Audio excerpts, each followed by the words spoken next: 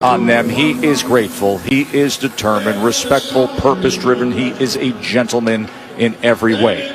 Born in Liberia, separated from his mother and siblings, taken by his father for prosperity, a better life in Philadelphia.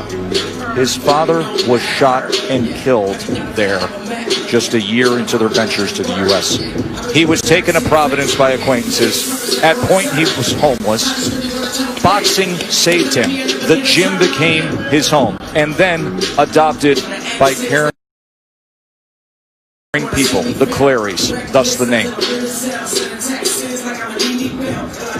Toka Kahn Clary, ready for the biggest challenge of his career.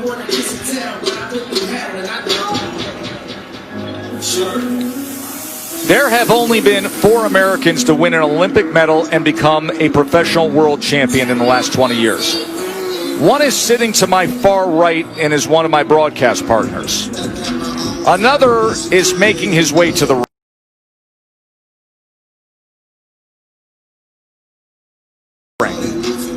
Shakur Stevenson.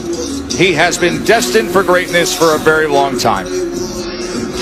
He works hard. He works towards greatness. He says he spent recent months watching Teofimo Lopez, Tank Davis, Bud Crawford, and said to himself, I got to get back in there. I got to fight again before the year's over. So when Burchell and Valdez, that title fight fell out with a COVID-positive test, Shakur said, let's go. And now we all get to say thank you, Shakur. Let's see him. Stevenson and Kahn Clary. Here's Mark Chinook. Ladies and gentlemen, welcome inside the MGM Grand in beautiful Las Vegas, Nevada. This bout is scheduled for 10 rounds in the junior lightweight division. Presented by Hall of Fame boxing promoter Mr. Bob Arum and brought to you by Geico. Sanctioned by the Nevada State Athletic Commission, Executive Director Mr. Bob Bennett. Our judges at ringside, Lisa Giampa, Dave Moretti, and Don Trella. And the man in charge at the sound of the bell, Mr. Kenny Bayless. Now to all the boxing fans watching on ESPN, this is boxing. This is Top Rank. And this is the main event. Introducing first, presented in association with DeBella Entertainment. He weighed in at 129 pounds, wearing white trunks with gold and maroon trim. He brings a record of 28 wins, only 2 losses, 1 no decision, 19 victories coming by way of knockout. From Providence, Rhode Island, T-Nice, Toka Kahn Clary.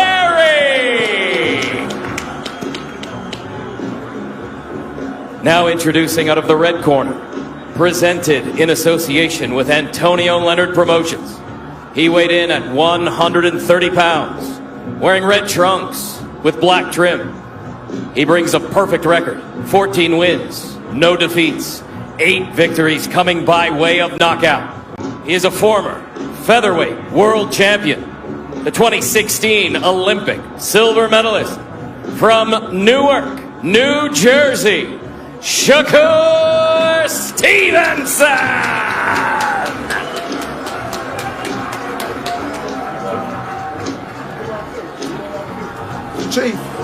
Chief seconds. Chief seconds. Please note that one of the chief seconds is the Hall of Famer Freddie Roach in the corner of Toka Kahn Clary. Okay, fellas, that's a replacement. Good on both sides, okay? Now, gentlemen, we went over the rules in the dressing room. I'm going to caution you again to keep this fight clean at all times, protect yourself at all times, and what I say you must obey. Good luck to both of you. Touch them up.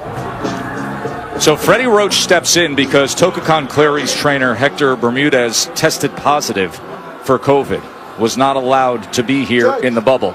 Roach had another fighter on the card, Elvis Rodriguez, who's one of the most dynamic undefeated prospects in the sport, who actually wasn't able to fight on the card tonight because of a positive test. So Roach gets this assignment of having Toka Kahn Clary go up against one of the best young stars in the sport. Tim Bradley, you've described Shakur as having unsurpassed ring concentration, positioning, and that he seems to have a built-in radar system to elude offense. That radar system typically manifests itself very early on. What can Toka do to penetrate that warning system? Well, Toka, we call him a cutie. You know, he's a boxing type counter puncher. He has some good hand speed. Not a whole lot of pop on his shots, but he has experience. He can make things difficult for Shakur. He gives different looks in the front. You see he got a little good defense. He can make Shakur tentative at times to kind of limit his offense. And both fighters have to adjust to facing another lefty, which is somewhat rare for left-handers to see another lefty. They're typically used to seeing right-handed fighters. Yeah, I think we're going to see Shakur get hit more Bring him up. in this fight than any other fight. You know, southpaws, like you said, Dre, are not used to fighting other southpaws. They're used to eluding shots from a right-hander. So they have a tendency of moving towards that left hand, the power hand. Shakur had some early success to the body moments ago. And now a short left hand on the inside. Oh, and he sends him back with a southpaw jab. Stevenson, accuracy. Look at this. And then sneaks a left hand to the body in the midst of that three-punch combination.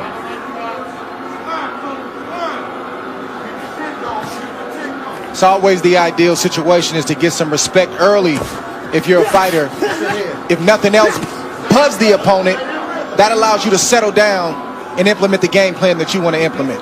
Well, the game plan is simple for Shakur Stevenson. It's just press forward. Toka Kahn, he can't fight going backwards. You know, he does well when he comes forward and beat his boss. But when he's going backwards, that's what you see. Hands up and target practice for Shakur Stevenson. There's been effective body work here in this first round from Shakur.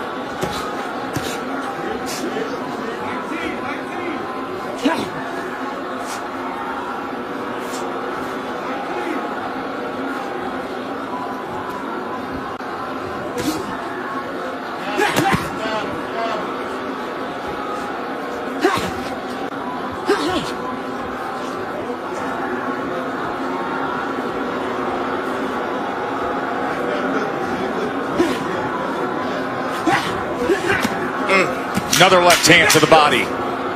Effective with the jab. Useful off the canvas. Rallied late. Scored a thrilling TKO. We have had outstanding action tonight. And now Shakur Stevenson and Toka Kahn Clary, round number 2. And he got him with a jab in that first round, Timmy. Yeah, check out this head-on collision right here. You know, Clary was coming in with his jab, and so was Shakur Stevenson. Shakur's got his off quicker, right down the middle. Boom. Double impact right there. That's the reason why Clary was hurt, because he was coming in with his jab, just as Shakur Stevenson was shooting his. Yeah, Clary's got a lot of trouble on his hands tonight, but one of the good shot right there from Clary. He's dealing with a young fighter in Shakur who, yes, we know about the skill, we know about the IQ, but he's physically maturing. He's starting to sit down on his punches. He's punching harder, and he's learning to punch to the body. That spells a lot of trouble for Clary.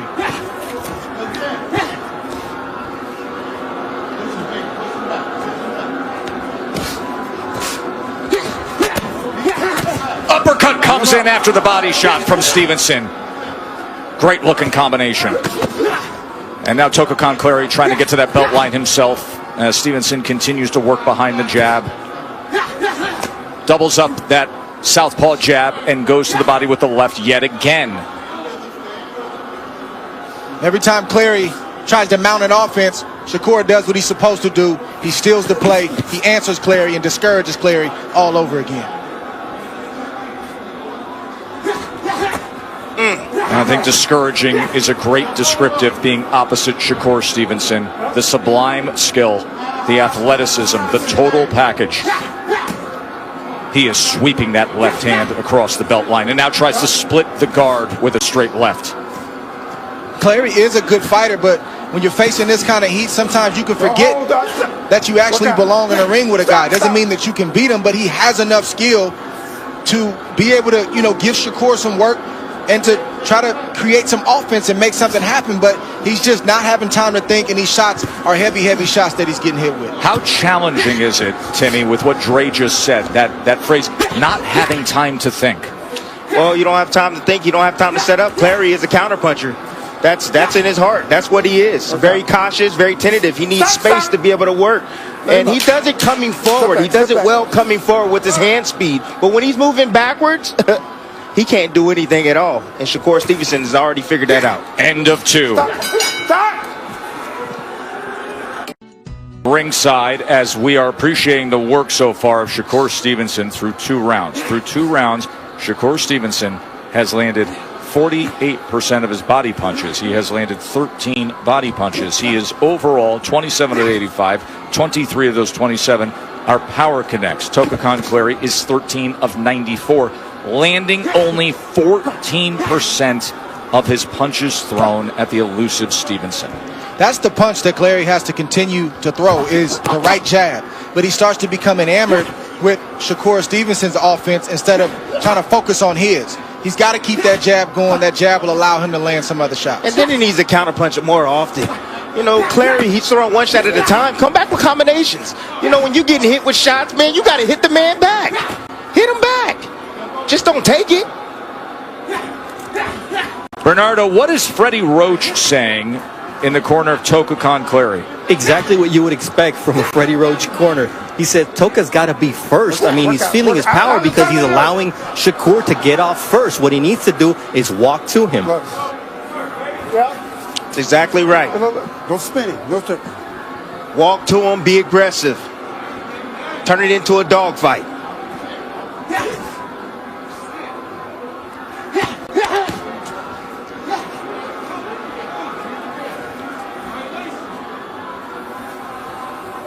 It's like if a guy is going to get you and stop you or hurt you, why not try to get your offense off in the meantime? In other words, if you get me, I'm not going to make it easy for you.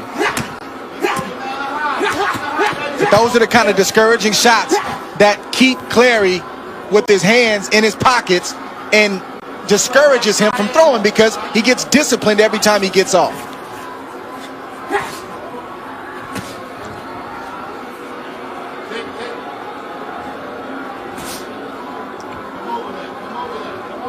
But Clary's got to be willing to answer even those shots that Shakur throws. But his mind has got to be in the right place. Right now, he's conceding more than he should be. Stevenson's so good with that range, isn't he? He is. He's great.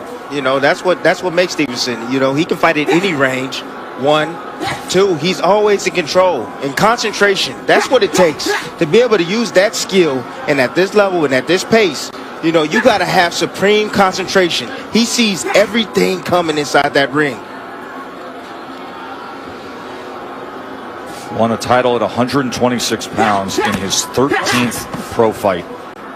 Vacates that championship now at 130 pounds, and things are clearly lined up if he gets through tonight to claim upwards of 2 titles in the next calendar year. The average NFL